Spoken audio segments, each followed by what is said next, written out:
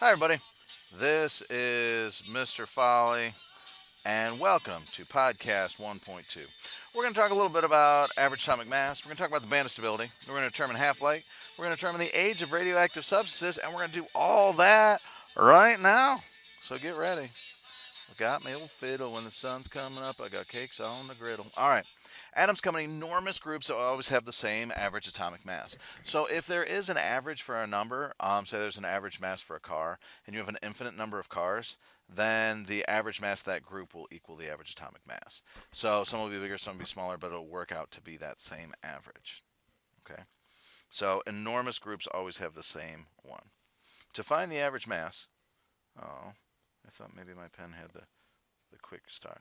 You do mass one, so let's say I'm talking about a Pinto or Pinto. So a Tesla, and 50%. So the mass of a Tesla is 60, and 10% of cars are Teslas, and then 90% of cars are Chevys, and they weigh 150. You do the mass of the Tesla times the percentage of the Tesla, mass of the Chevy, percentage of the Chevy, and put that together. That'd be your average mass. Now, multiplying by the percentage, adjust the value based on the ratio being less than 1. So if this percentage is large, that means it's going to be closer to this number and impact it more. And if the percentage is low, it'll have less of an impact. So, for example, what Ella says in class has a low impact on the class, whereas what Nick says in class would have a high impact on class. So you get the idea.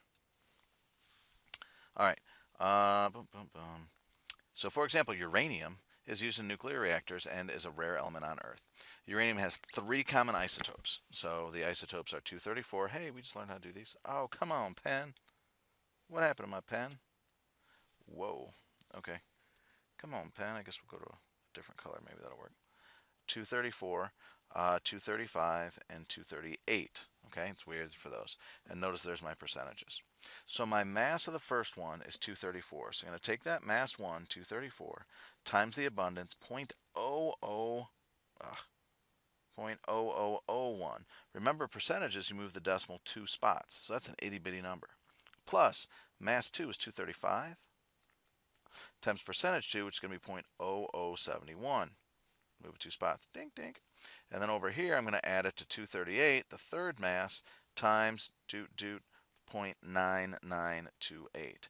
When I add all those together, I get my answer, and the answer for this is going to be in atomic mass units. What a cheesy name for a unit, but that is exactly what we're going to call it. So here we go. So calculators assemble. 234 times 0.0001 is 0.0234 plus quantity. 235 times 0.0071, close quantity, plus 238, oh shoot, plus quantity, 238 times 0.9928, close quantity, and I get the wonderful answer of it. Now notice it should be around these numbers, and it should be closest to 238 because 99% of it is. So I get 237.98 atomic mass units. Please don't call them AMUs, although it is fun to call them AMUs. An element has two isotopes. Isotope A is 74.6. Isotope B is 25.4. Which isotope has its mass closest to the average? So, bigger percentage is closer to average. I wish my handwriting was better. I should slow down. I should write more neatly. I didn't. Okay, an element has three isotopes. Which isotope is closest? Now, it's not the middle one, it's the one that it's closest to. This is the biggest percentage. It'll be there. That's why it's A, just like before. I tried to trick you, okay? Element has three isotopes. A is 75%, B is 15%, C is 10%. That 74% weighs so much into it that it's going to have its mass, whatever the mass of A is, will be closest to the average. So remember, biggest percent is what it's going to be closest to. All right, so we talk about average mass. Now, some of these things, we talk about an average mass. Not all of them are as good as other ones. So some nuclei, meaning a nucleus. Remember, a nucleus is with just protons and neutrons. Have an unstable proton to neutron ratio and then decay into another substance. So this is a plot. So if something has 30 protons and 38 neutrons, it'll be stable. It's on the band of stability. But if it has 30 protons and 100 neutrons, it has too many neutrons, it's unstable. And it will decay. If it decays, that means it starts spitting out chunks of protons and neutrons. And we'll get into more details with that in the future, but that's it. This is called the band of stability. If you're in this band, you're stable. If you're off this band, you are unstable. So why does this happen? Neutrons are like glue. So with glue, too much glue and the bond won't stick. Not enough glue and the bond won't stick. So if you remember arts and crafts class, we'll call it biology, you put dots of glue on the paper and then you are done. You just put a dot, a little dab will do you, and you're in good shape.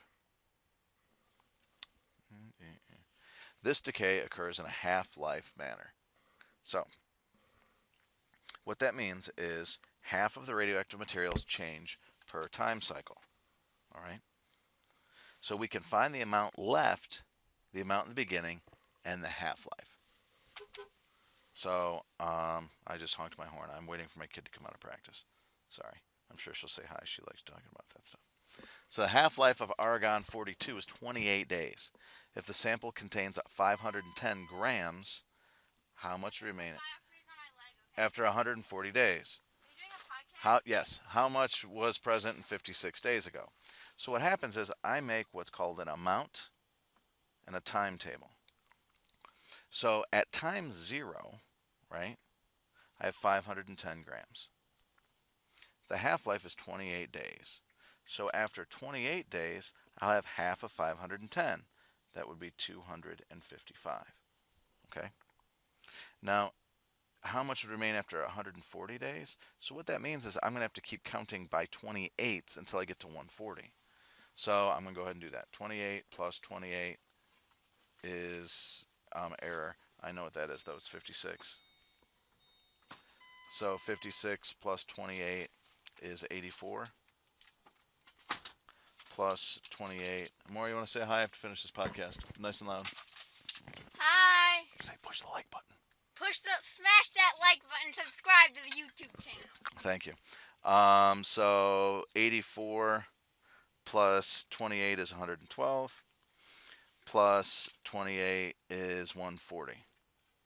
So that's how many half-lives it would take. So there's two ways to do this. One is just keep counting down by half. The other one is this took 1, 2, 3, 4, 5 half-lives. So if I have 510, I'm going to divide it by 2 to the 5th power. Oops, get back here. And that would give you the same answers if I keep dividing by 2. So 255 divided by 2 is 128. I know I'm rounding, but you get the idea. And then 64, and then 32, and then 16. And 16 grams is the answer. Okay? So if I do 510 divided by 2 caret 5, I also get 15.937, which is 16 grams. Okay? So that's how you figure out for an 140 days. How much was present 56 days ago? Same type of deal. The amount and the time. So at time 0, I had 510. At time 28 days ago, I would have double. So 510 times 2 is 1020. And then another 28 days would be 56 days ago, and that would double it again. That would be 2040. Okay, so 2040 grams for that. All right. So, did you make any shots today, Maura? No. None. Okay. My kid went to basketball tryouts and didn't make a shot. That's disappointing. Fluorine-21 has a half-life of 5 seconds. What fraction of the original nuclei would remain after 1 minute? So this fraction one people don't like, but it's the same. The fraction starts out with 1 at time 0. And then I got to keep going 5 seconds, 10, 15, 20, 25, 30, 35, 40, 45, 50, 55, 60. So I got to figure out how many half-lives this is. 1, 2, 3, 4, 5, 6. Well, every time here I'm just going to cut it in half. 1/2, 1/4, 1/8, 1/16, 1/32, 1/64. Remember that now this says what fraction, so I need to have it be a fraction. 1/128, 1/256. That's a 256. 1/512. 1 over 1024, and 1 over 2048. I'm doing this in my car, so if I messed up, catch it. And if you tell me, you get an extra credit punto. All right. I get it. It's an Apple Watch. 20 grams of radioactive isotope are present at 1 o'clock, and 5 grams remain at 2 p.m. What is the half-life of the isotope? So again, amount, time. Now, my original time, I'm going to call this 1 o'clock, okay? And the amount that I'm going to have is 20. Now remember, this we're going to count them by cutting them in half. So half of 20 is 10. I am not at 5 yet. Half of 10 is 5. I am there, okay? So this is 2 o'clock. So this took 1 hour, okay? 1 hour was 2 half-lives. So I'm going to abbreviate this word half-lives as H. So 1 hour, I'm going to call it 60 minutes. I hope that makes sense. 60 minutes equals 2H. H is half-lives again. So H equals 60 over 2. So the half-life of it is 30 minutes. Or you could say half an hour. Either one will work. All right, carbon dating. So, hey, how you doing? Carbon-14 is radioactive. All living things and items are made from living things. Wool comes from sheep. Silk comes from worms. Contain carbon-14. Trees, that stuff. Carbon-14's half-life is a whopping 5,730 years. This means we can date old relics. Relics are pieces of dead people or things that dead people liked, and archaeological finds. My church has a relic in the altar from St. Maria Goretti. It was something that came from her. I don't know what it is. I should know, but such life. A headdress from an Incan civilization is found to have 1/8 the carbon-14 of a freshly plucked feathers. How old is the headdress? So it's got 1/8, right? So I'm going to do amount and time again. So my original amount is 1, and I'm just going to keep putting my half-lives in there until I get to 1/8. Okay? So originally I have 0, and then I'm going to count by, what was the half-life of carbon again? I don't remember. 5730. There it is. So I'm going to count by 5730, and then 5730 plus 5730 is 11,460, and then plus 5730 again is 17190.